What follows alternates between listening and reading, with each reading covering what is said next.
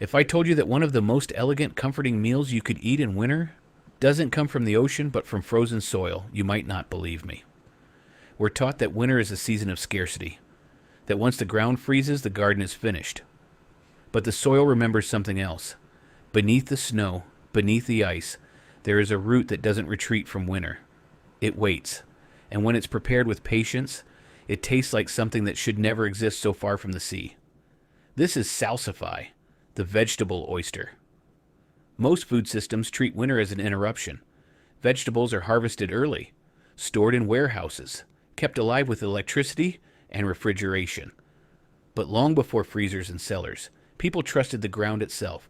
They planted food that knew how to stay put. Salsify is one of those plants.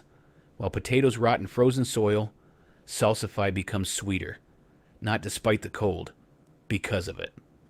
Salsify once sat on the tables of presidents and farmers alike. Thomas Jefferson grew it at Monticello. Victorian cookbooks praised it. European kitchens treated it as a delicacy, not because it was rare, but because it was reliable. For inland communities far from the coast, salsify offered something remarkable. A root that when slowly cooked, tasted creamy, briny, and rich, like an oyster pulled from the earth.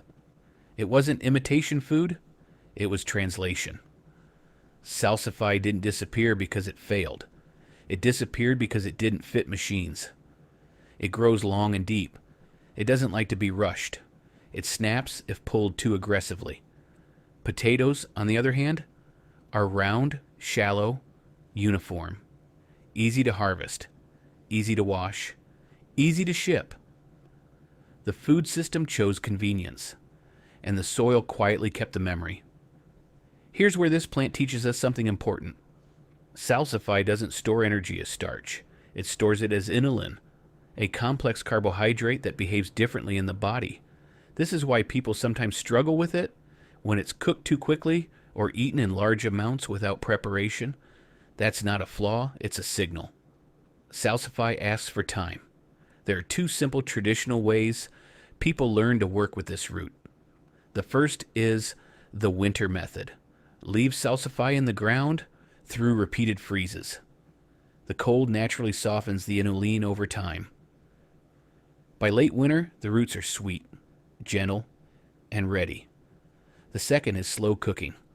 Low heat, moisture, a touch of acidity.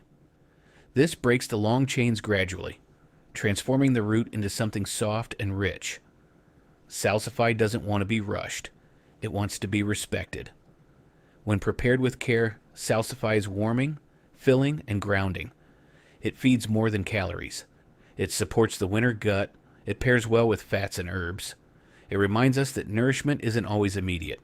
Some foods work slowly, and that's exactly why they last. Salsify doesn't need a cellar. It doesn't need electricity. It doesn't need plastic bags or climate control. The earth holds it safely until you're ready. That alone makes it worth remembering.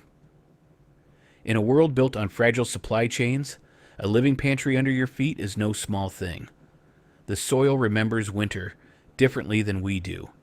It remembers roots that wait, plants that harden, sweeten, and endure.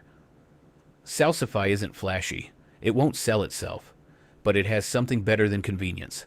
It has patience. This has been what the soil remembers. Walk gently, cook slowly, and trust the ground beneath you, even when it's frozen.